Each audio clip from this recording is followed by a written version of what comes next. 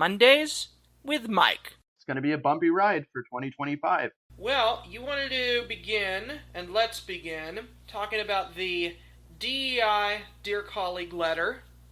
This comes from Chris Rakedahl in Washington State. What I understand about this is that the Trump administration says that DEI is bad, and Trump threatens that if people, states, districts do DEI programs, that they're going to lose their federal funding.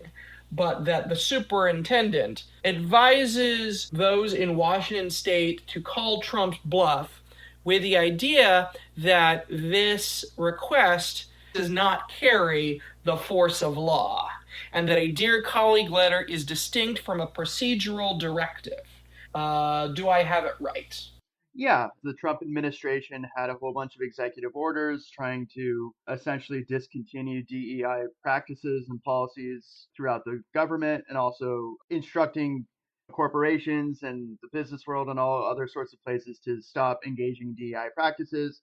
One facet of that was the Department of Education sent out a memo saying that because of these anti-DEI executive orders, all institutions in the United States and public education and universities that receive federal funding need to remove their DEI programs and curriculums and messaging, or they would lose their funding, that they would risk losing their federal funding.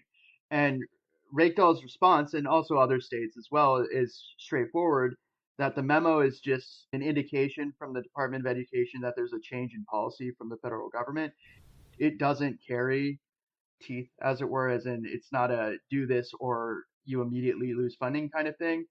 Because in order for them to lose funding, there has to be an investigation. The Department of Education has to prove that they're not complying with whatever it is that the mandate says it is. And then they actually remove the funding through that mechanism. And that can be appealed and sued against it. The big concern I have with this whole memo isn't so much the losing of funding happening immediately. It's actually the chilling effect it causes. So that public schools and colleges and any other education institution that receives federal funding will overreact and start removing history classes and firing professors who teach certain subjects. The issue with the memo is that it's so broad and also so ambiguous as to what constitutes DEI in the context of education programming. It's a huge category of just things that it could cover, like teaching human history or teaching any language that isn't whatever the language they constitute doesn't fit within the parameter of DEI. United States has 430 or so languages that are spoken. It's a very diverse country. It's very multicultural. It's a big deal to try and not acknowledge that the United States is a melting pot. And also just I think it sends the wrong message to the world in terms of tourism, in terms of foreign students wanting to attend this country for university, that we're not acknowledging the diversity or the inclusion of various voices and cultures. Also, this notion of equity, that there's not an effort made to try and reduce some of the inequities in education that have existed throughout human history. Because public education as a concept is actually ahistorical. It's a relatively newer concept for the civilized world in the sense that a great deal of human history has been the province of those who either could afford it or who were sacrificed something to be a part of organized religion, like the Catholic Church. Or if you think the monks, toiling away in remote monasteries during the Middle Ages, writing down all the books so that they didn't fade away into nothingness and preserving knowledge and language. A great sacrifice for which we are grateful. In terms of the monks taking the time to write it down when they didn't have the printing press. Yeah, to sit there in the dark of night writing 12 hours or 16 hours a day, that's a lot of writing. So for this DEI thing, the whole issue isn't so much that I think they're going to lose the money, because the federal funding for education's, I think it's 13% of all funding that's received for education in the country. So it's not even the majority of funding that schools receive. That's mostly from the states and from things like school levies and property taxes. That most of the money for public schools and for universities is a combination of things. This is only for those that want to keep the funding, and it's wildly diverse. I mean, some schools do receive a significant amount of funding, maybe 20 or 30% of their funding, but most don't. And so this is more a choice that these institutions are making of whether they comply with this really far-reaching, very chilling order, or if they decide to fight back and just resist and refuse. I'm partial to the idea that most schools are going to resist because it would affect their ability to recruit students if they had to diminish or reduce their educational offerings compared to other schools that decide not to comply with the memo, meaning that they would be less competitive in the education space in terms of what they can offer for degrees and curriculum, if that makes sense. It also affects hiring for talent. So if you want to hire the best and the brightest in terms of academia and academics and people who publish, well, some of the things that get published are about DEI or researching diversity, inclusion, equity. And virtually every academic institution in the United States would be significantly impeding its ability to compete with the rest of the world that doesn't have this strange censoring going on of history and reality, which means that attracting talent from the global academic pool would actually be diminished if people want to do research in the United States and then this comes along and they say, oh, well, maybe my options of actually researching subjects and being respected for my work exist elsewhere in the world. That means there's going to be yet another brain drain from this federal government's choices to do what appear to be short sighted policies in pursuit of the agenda that they're doing right now. I mean, they're cutting those DEI grants and programs for research and for research institutions, and they're trying to scrub history with that. They would be completely failing in their duty to remain competitive in the academic market in terms of recruiting both students and faculty. I don't see any universities that are serious about actually succeeding as universities and not just complying with the Trump administration that they're trying to rewrite history and completely ignore reality. I don't see them complying. They're going to fight it. They're going to disagree. So I pulled up the letter, and I think this is the letter, and one of the paragraphs that I see in here, probably relevant, would be on page 2. This is signed by Craig Trainer, Acting Assistant Secretary of Civil Rights, U.S. Department of Education. Educational institutions have toxically indoctrinated students with the false premise that the United States is built upon, quote, systematic and structural racism and advanced discriminatory policies and practices. Proponents of these discriminatory practices have attempted to further justify them, partially during the last 4 years, under the banner of diversity, equity, and inclusion, or DEI, smuggling racial stereotypes and explicit race consciousness into everyday training programs and disciplines. So if there was a definition on here of DEI, that's what they would say it is. Probably. I don't know. I don't work for the Trump administration.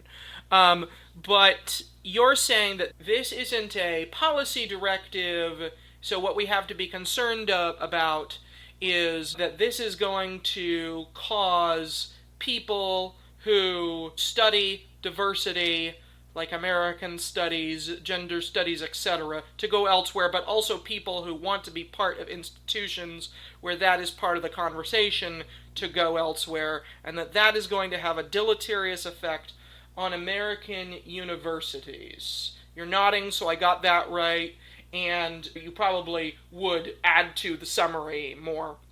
Sure, people spend their money where they feel their values are expressed.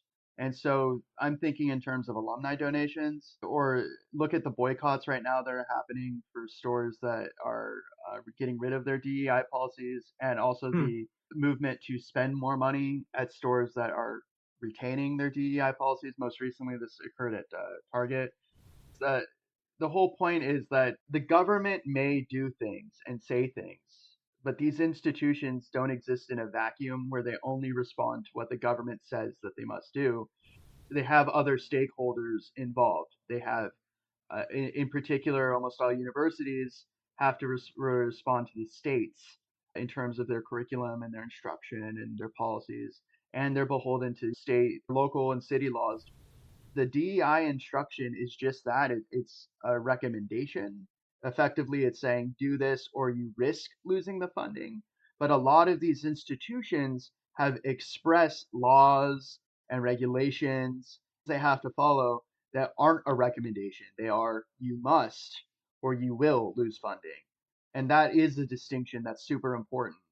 The one fear I do have on this subject is that the Trump administration is unusual so far in how it's been engaging with the world.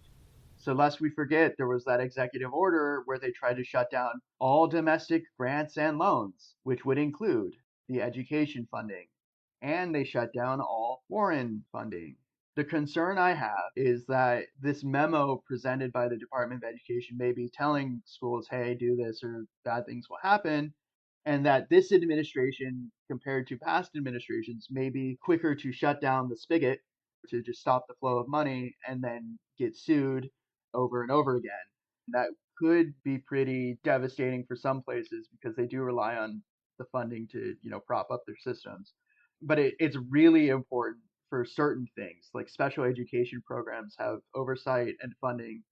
An awful lot of money goes to supporting special education programs from the federal government to help school districts do that. That is a concern that I have, that there's no emergency plan to save these programs. If the money stops flowing, states and cities and communities would have to scramble to find the funding to retain those programs.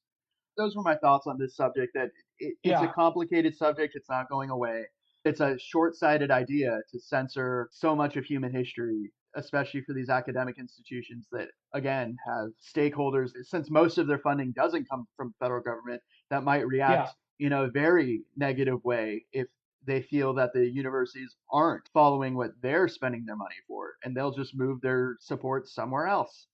If I could take a page from the Mike book of expressions, when you are a rich country and a diverse country, but a country where inequality abounds, it doesn't look good to marginalize the stories of people on the margins. It doesn't look good, does it?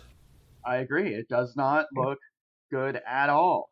It continues this trend of the Trump administration sending just completely the wrong message in this interconnected global economy where we're 5% of the world's population, but we rely on the rest of the world to buy our stuff, to show up at our country as tourists. It sends a really terrible message if we become this strange anti diversity, non-multicultural, non-cosmopolitan country. It just looks terrible.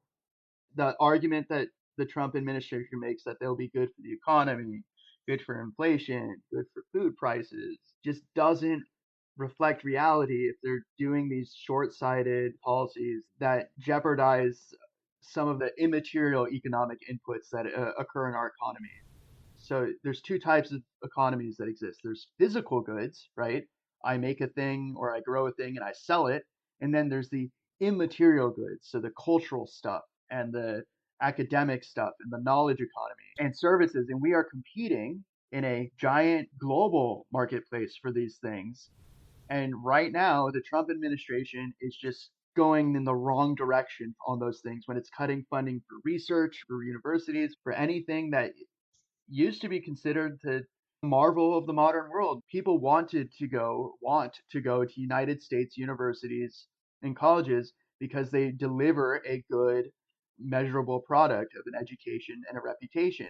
If the Trump administration is jeopardizing that reputation of a good, quality, well rounded, cosmopolitan education, that is not good. That's really bad. And it's a deviation from many years of education policies of the United States. That's why I think that these executive orders getting rid of all DEI programs or mention of DEI is erasing reality. The rest of the world isn't on board with the same kind of lockstep.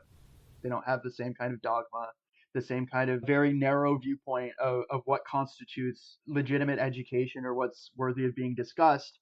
ultimately people spend money in a reflection of what their values are, and this is not a reflection of what the values of most people in the world are, of what we would call the civilized Western world, of people who have the money to spend, and they spend it paying 2 or 3 times more than what a person living in the United States would spend for tuition at a university or college, right? If you look at the bottom lines of these universities and colleges, foreign students spend a considerably higher amount of money for tuition on a per person basis. University of Washington's a pretty good example. They have a significant number of foreign students from all over the world, right? They're one of the leaders, actually, one of the leading universities in the country that have foreign students, and that's a huge percentage of their total revenue from tuition. So, yeah, it doesn't look good.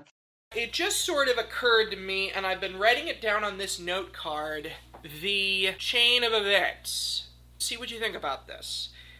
I start by wondering if the executive branch has ever had this much in the moment power compared to the other two branches, and with the acquiescence to a degree of the other two branches.